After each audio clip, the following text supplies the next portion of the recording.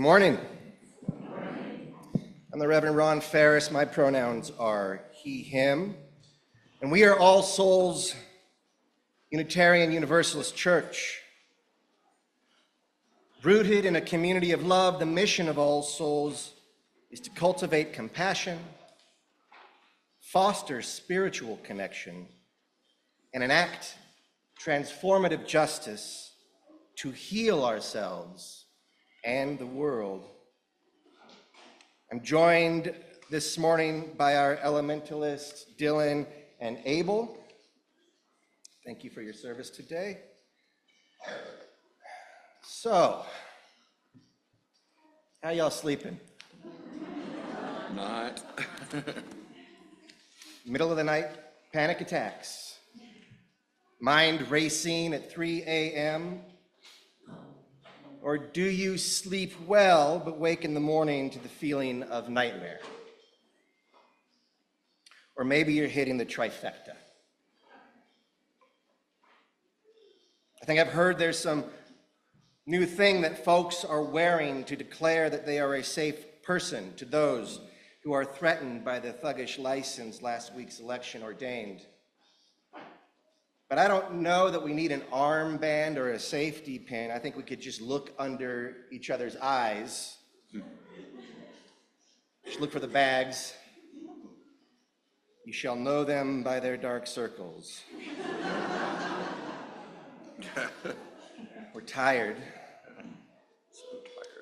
already, and we're angry, and we're scared. But look, as we light our chalice this morning, I'd like to remind you of something.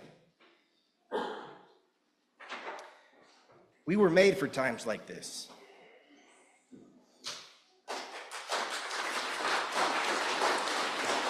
This community of spirit and justice, this All Souls UU, was made for this moment.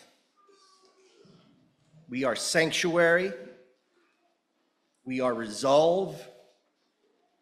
We are connected. We are kind. We are grounded.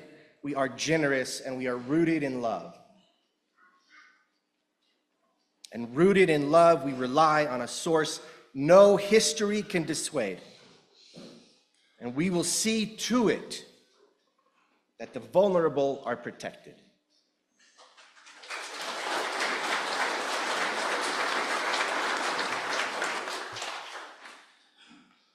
Look, normally clapping is weird for me up here, but today I'm going to choose to see that clapping as a resonance of enthusiasm within yourself. You're not clapping for what I say, you're clapping for what's in your heart, and we need actually right now all of that we can get.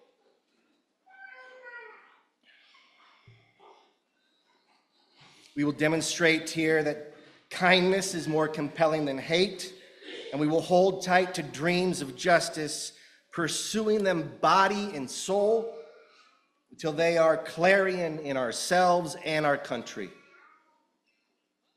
And that is what it means for you to be here today. That's what it means to be at All Souls UU. So blessings on this gathering and the path that lies before us. Please join me now as we craft a moment to come into full presence. I invite you to ground into a reflective state as we frame our gathering with gratitude, intention, and prayer. Breathe with me. We give thanks to the grace that weaves our world. We give thanks to our ancestors and the ancestors of this land and all the beings that make and are made by this land. We bid welcome and thanks to all those co-creating this spiritual vessel, those present with and within us, including the sensed and unsensed, and all those who come after. May our time here be rooted in love and expressed in our shared values. May it yield something nourishing, beneficial, and connective. This is our collective intent.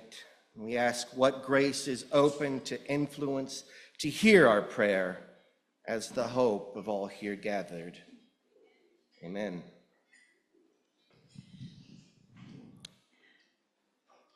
We're going to read a story called The Breaking News, and it is written and illustrated by Sarah Lynn Reuel. The Breaking News. I remember when we heard the bad news. Suddenly, Mom is glued to the television. Dad can't stop checking his phone. They whisper, and I pretend not to hear. It is more than a little scary. Mom forgets to tuck me in. Dad is too tired for bedtime stories. It seems like everyone else feels it too. At school, my teacher says to look for the helpers. Even when the news is bad, you can still find good people trying to make things better in big and small ways. I want to help in a big way. I decided to put on the funniest show ever to make everyone laugh again. But the grown-ups don't feel like laughing. I tell them about the force fields I'll invent to keep us all safe. But their smiles are tiny and sad. I try to be on my best behavior all the time, to be so good. But they hardly even notice. I think maybe there is nothing I can do to help in a big way. I feel small.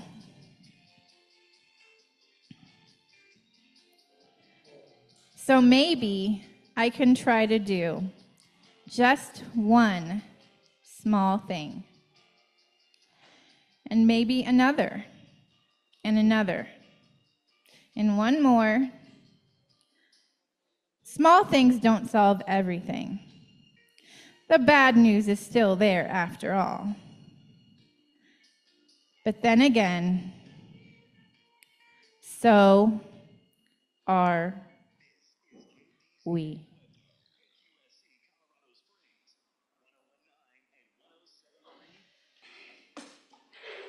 I'm another one who hates clapping, but that was the best children's story ever.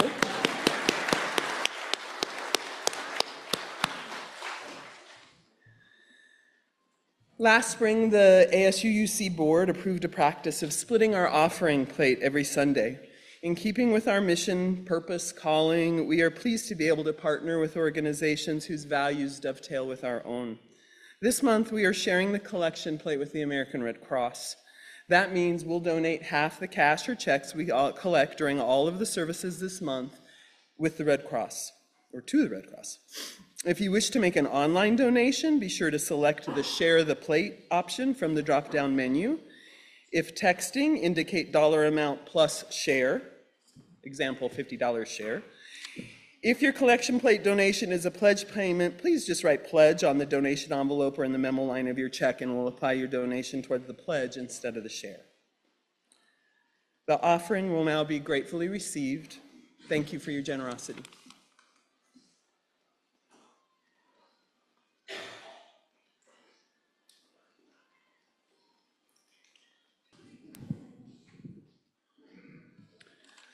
Oh man, I wrote this, I'm going to read it, but everything has come up during this time, and I'm looking out and seeing some really stressed out faces.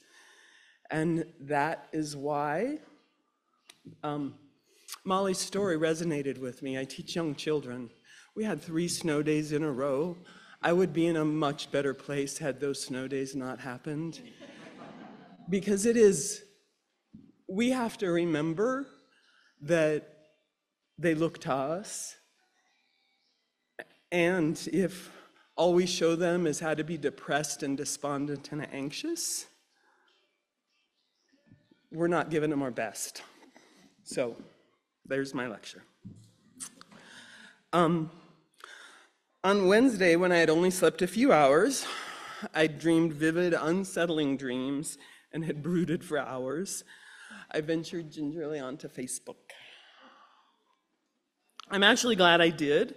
I found words there from Reverend Ron, from Reverend Nori, and tidbits on many friends' walls that gave me about this much relief from the dread in the pit of my stomach. One of these stories is attributed to Thich Nhat Hanh. Take it with a grain of salt, it's the internet. Someone asked me, are you worried about the state of the world? Or aren't you worried about the state of the world? I allowed myself to breathe, and then I said, what is most important is not to allow your anxiety about what happens in the world to fill your heart. If your heart is filled with anxiety, you will get sick and you will not be able to help. Now, having been sick with COVID for the previous 4 days hadn't helped my mental state when it all came down. So this thought really found a place in my consciousness. Right now, I have no idea how to help. I teared up during the announcements because 23 years ago I had a son and a daughter, and today I have 2 sons.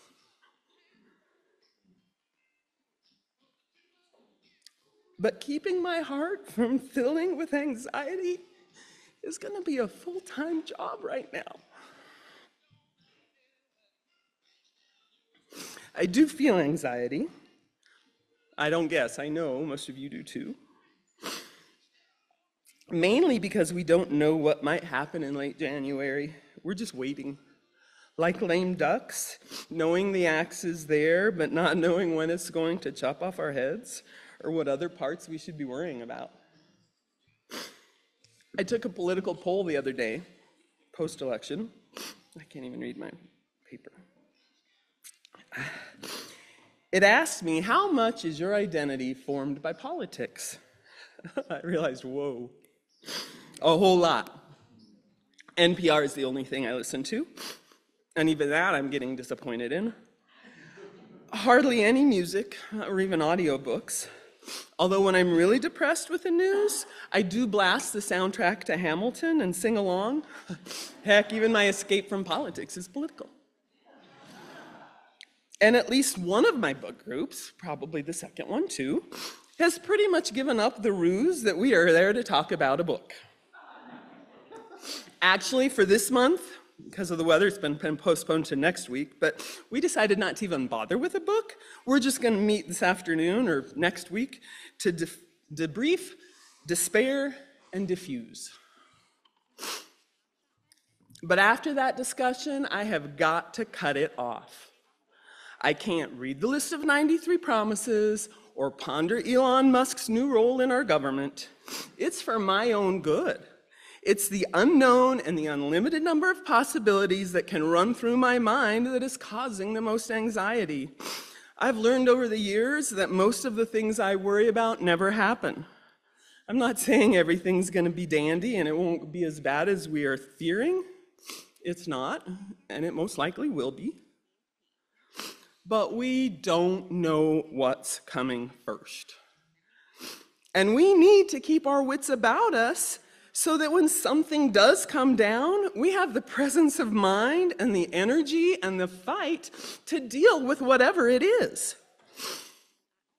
I don't know what I will be able to do to keep things from really disintegrating. I'm not a lawyer or a therapist. I don't have the skills or the connections or the control to make things happen the way that I want to.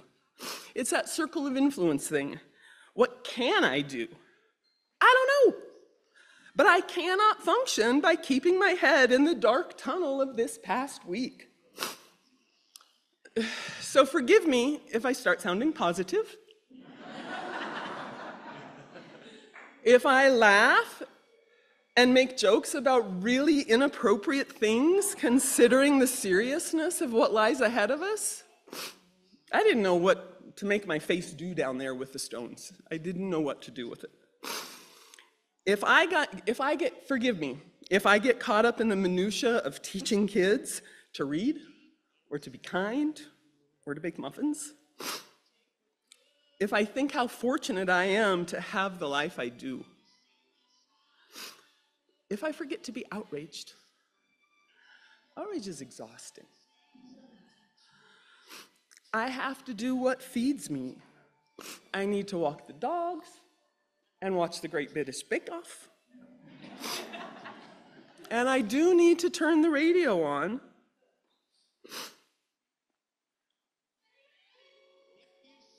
I can't stick my head in the sand and pray that the 4 years will go quickly and that the people I love won't be affected.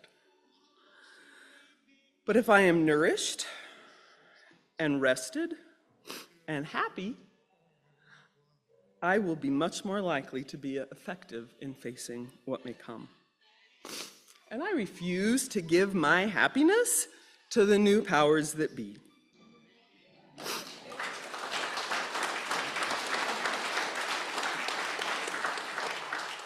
They can't have that. And they're not going to come and take it from me. I have to give it to them.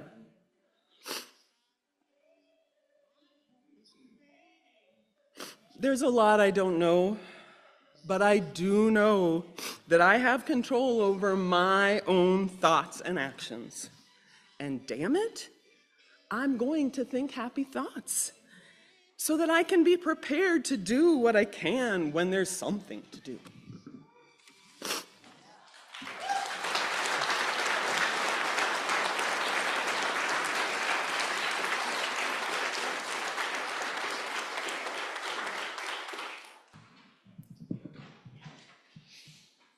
All right, so what we feel right now is overwhelming, but we will not succumb. The power amassed against us feels final and more dangerous than we ever thought possible, but we will protect one another. I cannot in this moment offer you much assurance, but I can offer you some. In spite of it all, I think I can offer you some. And though the assurances that I can offer are limited, I think they might make some difference. So I posted the seed of today's reflection on Facebook the day after the election. And so for those of you on socials, this may ring familiar in part, but I wanted to revisit and expand on it. Because what I can assure you is this: it's not over. In fact, it's never over. It's now surely worse when it could have been better. It's much worse, but it's not over. It was never going to be over. And I'm sure you're already tired and scared and livid, but wariness and anger and fear will not do well what needs to be done. What I think that we need now is the unassailable resolve, secured by an unshakable equanimity.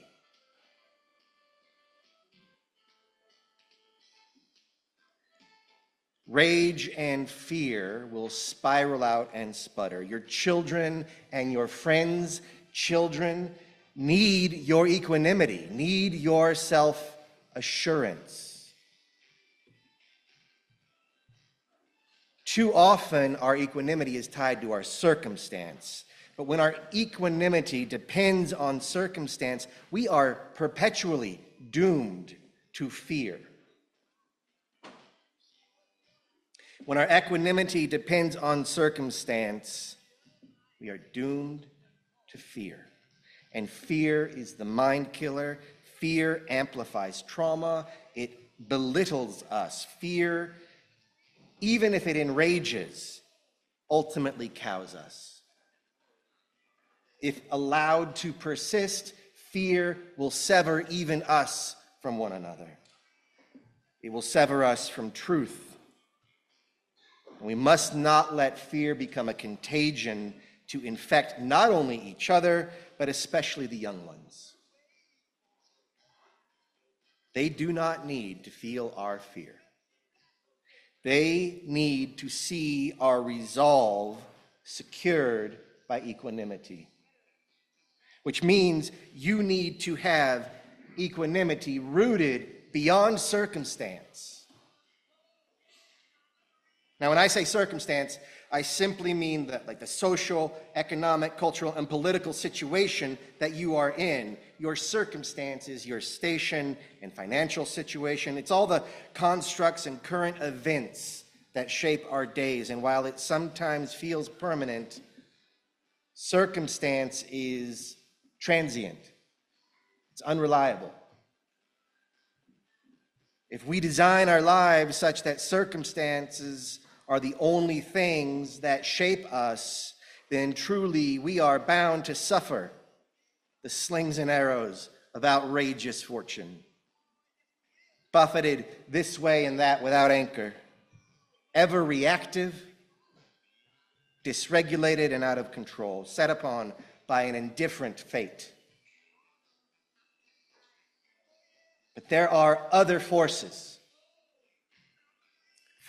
in which we may seed the tree of our being, where it will flourish and stand strong in the midst of storm and stress of an otherwise short and brutish life. Shielded by a canopy cultivated outside of circumstance, we might find an imperturbable equanimity, a calm born of self-assurance, a serenity that does not concede to injustice, but is ever undefeated by it, regardless of circumstance, regardless even of outcome, beyond even hope. It is here that sustaining victory is won, even before battle is commenced.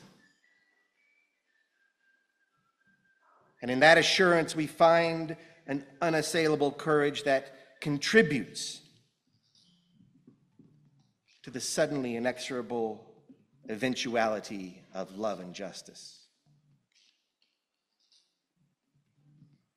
And we must neither fake equanimity nor rely on our relative casts of privilege to masquerade as safety. Both will be revealed as the false prophets of justice that they have been for us for so long. Fakery and privilege deceive us and cause harm to others. And those who depend on our resolve will see through them, as they always have. They will know us for liars, and so will we. And rather than that, what they need to see and what we need to feel in the years that come is faith. What they need to see as if their life depends on it, and what we need to feel as if our life is made irrelevant by it, is faith. For all those reasons, we must now and once again and forevermore find our equanimity outside of circumstance, good or bad. We must root our resolve outside of circumstance, in God, or in the inescapable passage of time, or in the falling snow, in the breeze or the Tao, in the inevitability of music, in stories of infinite vitality, in peace with death. in love, and love beyond suffering in all its infinite expressions and names. We must base our strength in some source outside of circumstance that is unassailable, indomitable, and lives in you.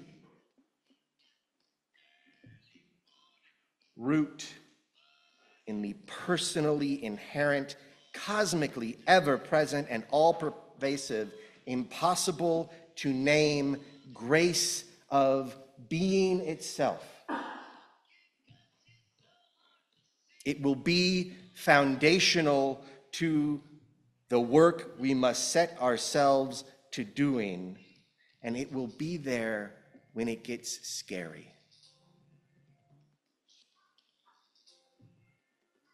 David Hunter of Waging Nonviolence testifies that one of the things his colleagues living under autocratic and authoritarian regimes keep reminding him is that good psychology is good social change.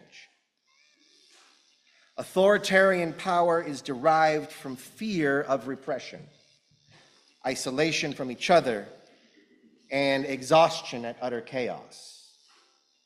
Thus, for us to be of any use in an authoritarian world, he notes, we have to pay grave attention to our inner states, so we do not perpetuate the autocrat's goals of fear, isolation, exhaustion, and constant disorientation. So I'm going to set a practice for myself. I frequently feel dismayed, right? And I realize dismayment is a badge of privilege, right?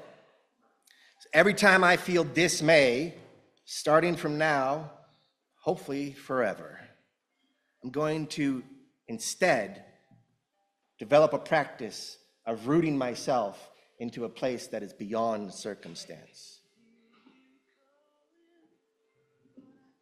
Good psychology, good theology, either way, this is what is necessary now and will be ever more so in the days to come. Moral courage, which is the ability to act ethically despite the costs, is rooted nowhere else but outside of circumstance. And so we will need it.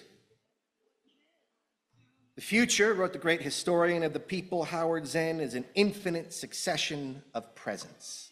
And to live now as we think human beings should live is defiance of all that is bad around us and is itself a marvelous victory.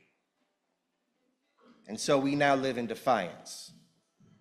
For our kin and our friends and ourselves are endangered. You yourself may be among those in peril. Your children and your friends' children certainly are.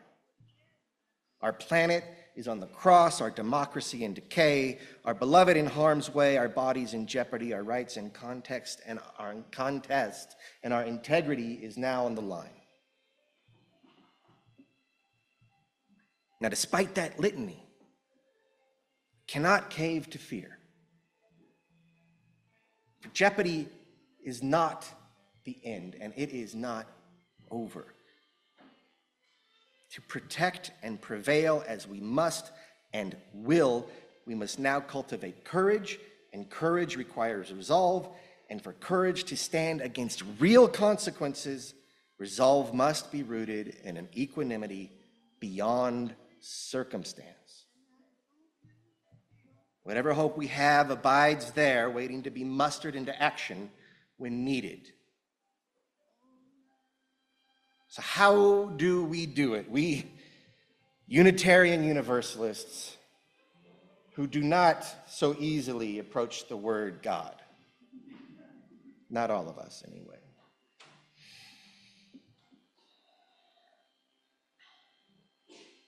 How do we root outside of circumstance? Well, I can tell you one thing. This here machine, this congregation, is where we practice it. Every Sunday. And believe it or not, If you've been here a bit, we've already been working on it. If you're newish, we'll catch you up later. We tell stories that are ancient and have survived for generations. We talked about death a few weeks ago. So we try to make peace with death. We bring our ancestors into our hearts and realize what that continuum looks like and how our identity is but one flashpoint on a long line of life.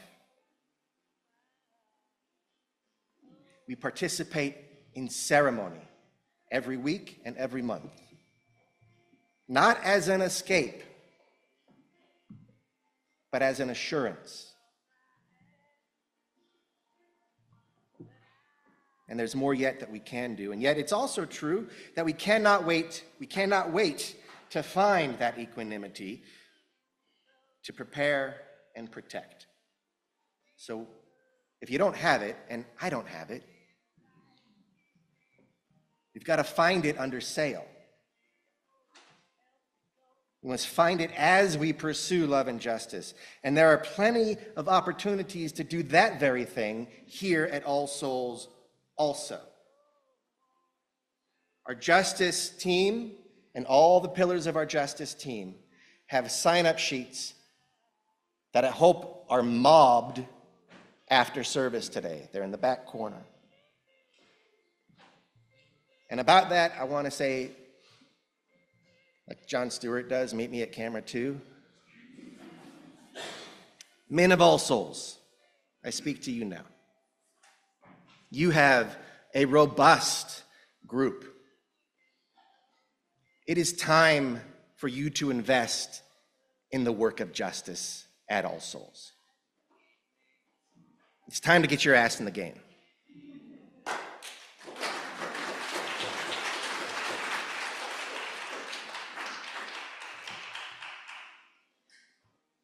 To be led, by the way.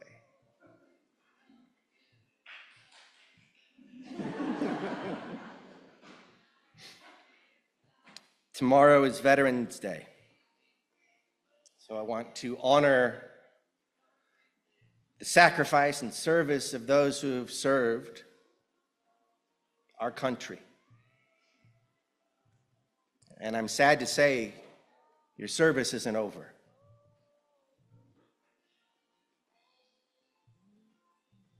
We will need you. We will not stand for harassment of our beloveds of any kind. The Bodhisattva Shandativa has a vow, their Bodhisattva vow, which reads, "May I become at all times, both now and forever, a protector for those without protection, a guide for those who have lost their way, a ship for those with oceans to cross, a bridge for those with rivers to cross, a sanctuary for those in danger, a lamp for those without light, a place of refuge for those who lack shelter, and a servant to all in a need." Now, I am most certainly no bodhisattva. And I can't do all that on my own. But as a church, as a community, we can. We can do that. We must. And we will. This begins as the discovery of a promise outside of circumstance. That promise gives rise to an unassailable equanimity, uncowed by violence or threat, an unbelievably powerful force for change and justice and love. So I say to you, root in that equanimity, hold fast, find courage, be beyond circumstance, and move well and truly and bravely toward kindness at all times. I assure you, there is a promise beyond circumstance. Where once it was a question of connection and meaning, it is now also and primarily a question of justice. There is a promise beyond circumstance, and it is now your responsibility to find it. Because this isn't over, and it never will be.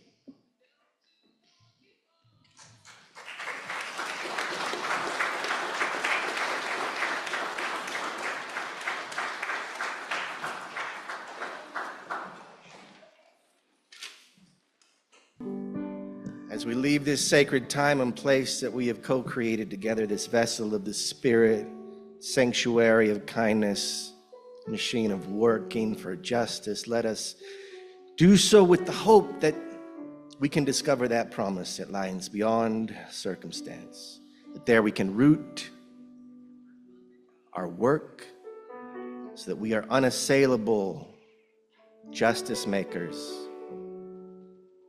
people of kindness. Let us go in peace. And let us go singing. And when I rise, let me rise like a bird gracefully.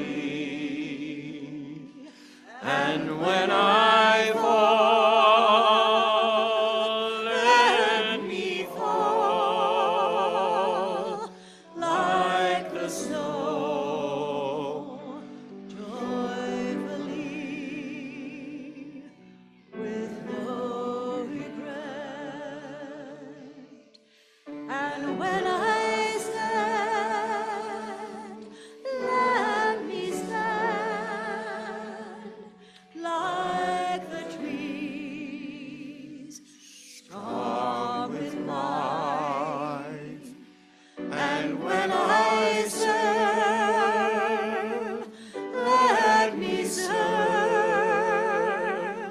Like the air between